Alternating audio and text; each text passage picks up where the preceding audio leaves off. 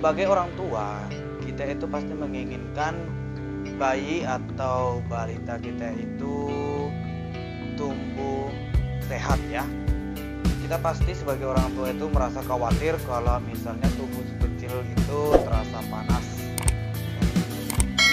Jadi hal ini wajar terjadi ya. Kenapa wajar terjadi bila tubuh kecil itu terasa panas itu biasanya karena tubuh anak atau bayi itu belum memiliki sistem imun yang sempurna ya, belum memiliki sistem imun yang sempurna. Jadi tubuh bayi dan balita itu masih rentan terkena paparan virus atau penyakit atau bakteri ya.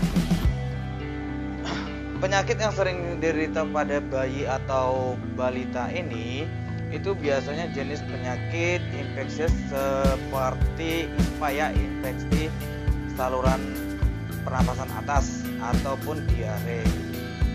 Penyakit ini biasa disebabkan virus atau bakteri ya.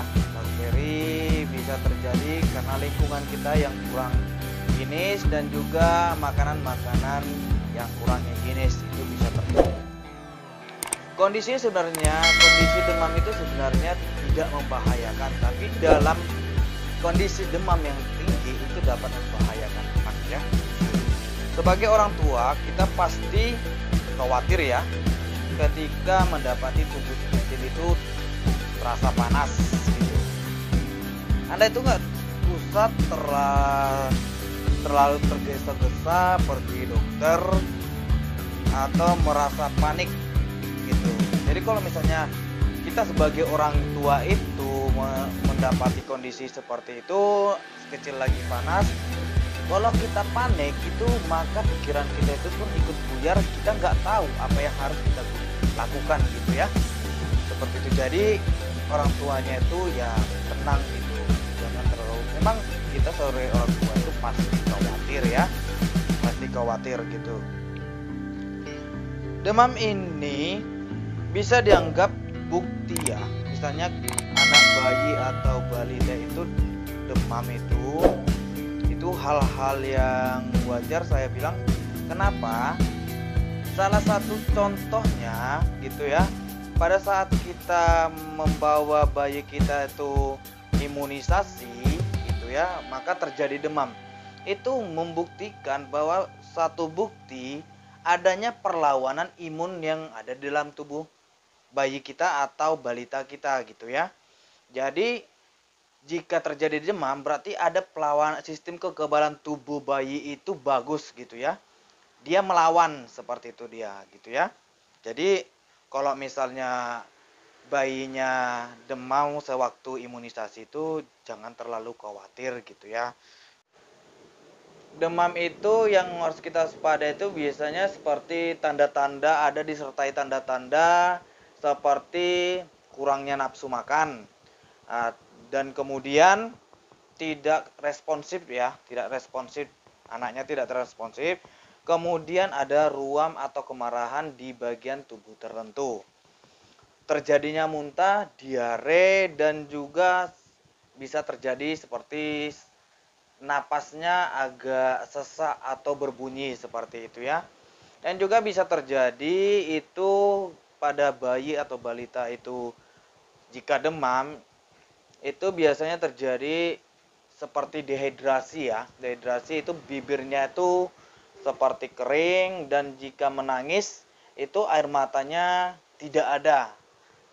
Air matanya tidak ada dan juga popok yang biasanya basah itu tidak ada basah gitu ya.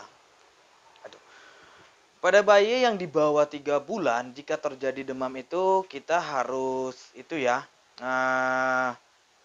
segera memeriksakan ke dokter anak atau ke rumah sakit, itu segera diperiksakan karena pada anak yang umurnya di bawah 3 bulan itu, bayi yang di bawah 3 bulan itu biasanya tidak menunjukkan tanda-tanda khusus terjadinya infeksi yang serius ya. Jadi kita memerlukan tes darah atau urin untuk mengetahui infeksi apa atau masalah apa yang terjadi di dalam tubuh si bayi gitu. Bisa seperti infeksi seperti pneumonia atau meningitis ya gitu. Jadi kita lakukan cek darah atau urin supaya mengetahui penyebabnya apa si bayi itu bisa demam gitu ya. Oke.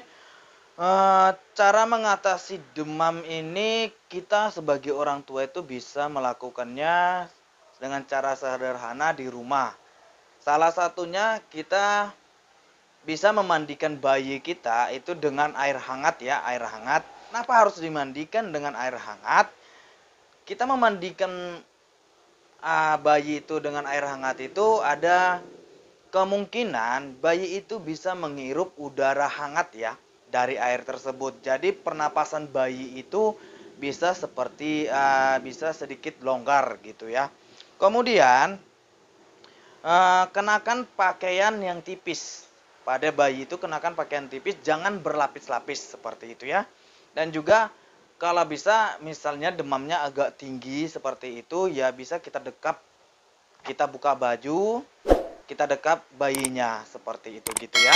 Dan kemudian jika Anda itu misalnya ada terjadi pada bayi kita itu seperti dehidrasi ya. Dehidrasi itu seperti kayak kering bibirnya atau popoknya jarang basah kayak gitu.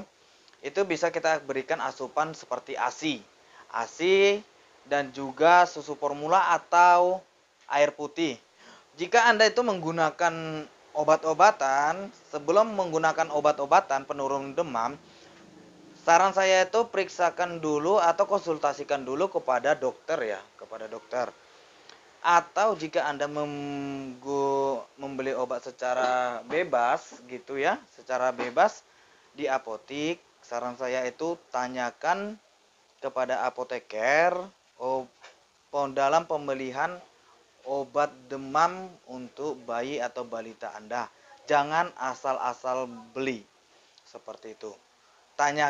Menanyakan itu lebih baik dibanding kita sok tahu seperti itu. Karena yang rugi kita sendiri gitu ya. Oke, baiklah, sampai di sini dulu penjelasan saya. Semoga video ini bermanfaat. Jangan lupa dukung channel ini dengan cara like dan subscribe. Sampai ketemu lagi di video selanjutnya. Terima kasih.